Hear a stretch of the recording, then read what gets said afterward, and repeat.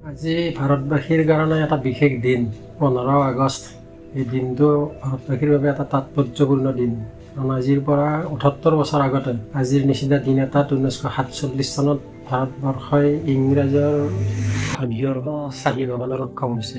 এই স্বাধীনতা পাবৰ কাৰণে ভাৰতবাসীয়ে খুব সহজতে ইংৰাজৰ শিকলিৰ পৰা মুক্ত হ'ব পৰা নাছিল।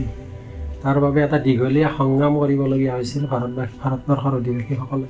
1612 খ্ৰীষ্টাব্দত ইষ্ট ইণ্ডিয়া কোম্পানী নামৰ এটা ব্ৰিটিছ ব্যৱসায়িক কোম্পানীয়ে ভাৰতবৰ্ষলৈ বেপাৰ কৰাৰ চলেৰে আহি এটা সময়ত সমগ্ৰ ভাৰতবৰ্ষকে তেওঁলোকৰ অধীনস্থ কৰি লৈছিল আৰু ভাৰতবৰ্ষ ব্ৰিটিছৰ শাসনৰ জৰিয়তে শাসিত হৈছিল। লাহে লাহে ব্ৰিটিছে ভাৰতবাসীৰ ওপৰত কৰা অত্যাচাৰ বা অনিয়মবোৰ সহিব নোৱাৰি ভাৰতবাসীয়ে স্বাধীনতা পাবৰ বাবে চিন্তা চৰ্চা কৰিছিল আৰু লাহে লাহে আন্দোলনৰ পন্থা লোৱাৰ কাৰণে আগবাঢ়িছিল। প্ৰথমবাৰৰ বাবে 1857 চনত চিপাহী বিদ্ৰোহেৰে ভাৰতবৰ্ষৰ এই স্বাধীনতা আন্দোলনৰ সূচনা হৈছিল। তেতিয়া যিখিনি ভাৰতীয় ইংৰাজৰ অধীনৰ সেনাবাহিনীত সংযোজিত হৈ আছিল তেওঁলোকে যি বন্দুক ব্যৱহাৰ কৰে তাৰ কাৰ্টিজ তাতে কামুৰি টানিবলগীয়া হৈছিল আৰু সেই কাৰ্টিজত গো মাংসৰ চৰ্বি লগাই থোৱা বুলি এটা ৰিউমাৰ উঠিছিল, যিটো কথা শুনি ভাৰতীয় সেনা মংগল পাণ্ডে ঈশ্বৰী পাণ্ডে চিঞৰি উঠিছিল, আমি এই কাম কেতিয়াও কৰিব নোৱাৰোঁ বুলি। ফলশ্ৰুতিত তেওঁলোকক ফাঁচীকাঠত ওলমাইছিল আৰু তাৰে ফলশ্ৰুতিত সমগ্ৰ সেনাবাহিনীয়ে ইংৰাজৰ অধীনত থাকিয়ে চিপাহী বিদ্ৰোহ নামেৰে এটা সংগঠিত ৰূপত আন্দোলন আৰম্ভ কৰিছিল। এই আন্দোলনটো খুব বেছিদিন তেওঁলোকে দীঘলীয়া কৰিব পৰা নাছিল। ইংৰাজ বাহিনীয়ে সেই আন্দোলন দমন কৰিছিল।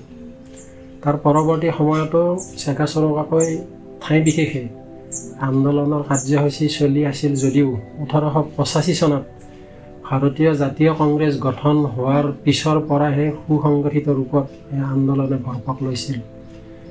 1905 চনত ইংৰাজে বংগ ভংগ নামৰ এখন আইন প্ৰণয়ন কৰিছিল আৰু সেই আইনখন ওপৰোৱাৰ বাবে স্বদেশী আন্দোলন নামেৰে এটা আন্দোলন আৰম্ভ কৰিছিল পশ্চিমবংগত, তেতিয়াৰ পশ্চিমবংগত। আৰু লাল বাল পালে এই আন্দোলনৰ নেতৃত্ব দিছিল।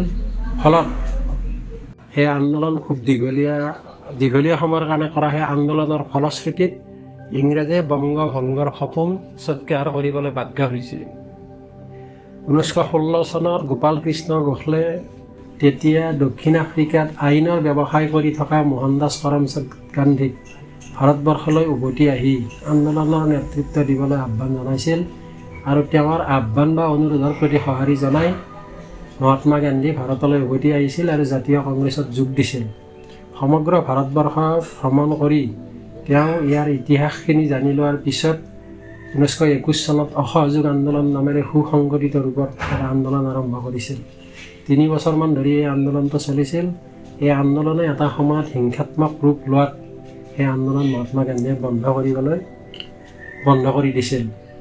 মহাত্মা গান্ধীৰ নীতি আছিল অহিংসা নীতিৰে ইংৰাজক কাবু কৰা। সত্যাগ্ৰহ, অনাশন ইত্যাদিৰ জৰিয়তে তেওঁ আন্দোলন চলাই যোৱাটো বিচাৰিছিল। 1929 চনত অখণ্ড ভাৰতৰ লাহোৰত হোৱা জাতীয় কংগ্ৰেছৰ অধিৱেশনত এটা সিদ্ধান্ত লৈছিল প্ৰতি বছৰে 26 জানুৱাৰীৰ দিনটোত ভাৰতে স্বাধীনতা দিৱস হিচাপে পালন কৰিব আৰু ত্ৰিৰংগা পতাকা উৰাব। গতিকে 1930 চনৰ পৰা এই কাৰ্যটো নিৰৱচ্ছিন্নভাৱে তেওঁলোকে চলাই আছিল। 1930ৰ পিছত আন এটা সংগঠিত ৰূপত আন্দোলন আৰম্ভ হৈছিল। সেইটো আছিল সেই আন্দোলনটোৱে এটা দীঘলীয়া সময় অতিবাহিত কৰিছিল আৰু সেই আন্দোলনটো চলাই থকাৰ সময়তে প্ৰথম বিশ্বযুদ্ধ আৰম্ভ হৈছিল আৰু লাহে লাহে ইংৰাজৰ বল কমি আহিছিল। ফলস্বৰূপে ভাৰতীয় জাতীয় কংগ্ৰেছে 1942 চনত ভাৰত ত্যাগ আন্দোলন আৰম্ভ কৰি সমগ্ৰ ভাৰতবৰ্ষতে ইয়াৰ ব্যাপকতা বৃদ্ধি কৰিবলৈ সক্ষম হৈছিল। তাৰ মাজতে লোণ আইন ভংগ কৰিছিল। এই ধৰণে আন্দোলন চলাই যোৱাত বিভিন্নজন ফাঁচীকাঠত ওলমি শ্বহীদ হ'বলগীয়া হৈছিল, বিভিন্নজনে জেল কাটিবলগীয়া হৈছিল, বিভিন্নজন ঘূণীয়াও হৈছিল। এই সময়তে আন এটা ঘটনা ঘটিছিল। পদবীৰ লালসাত ভাৰতৰ জাতীয় কংগ্ৰেছত সংযোজিত হৈ থকা এচাম মুছলমান নেতাই ভাৰতক দ্বিখণ্ডিত ৰূপত পোৱাৰ কাৰণে ইচ্ছা কৰিছিল আৰু তাতে আন এটা সংগঠনৰ জন্ম দিছিল। সেই সংগঠনটোৰ নাম আছিল মুছলিম লীগ আৰু তাৰ নেতৃত্ব লৈছিল জিন্না চাহাবে।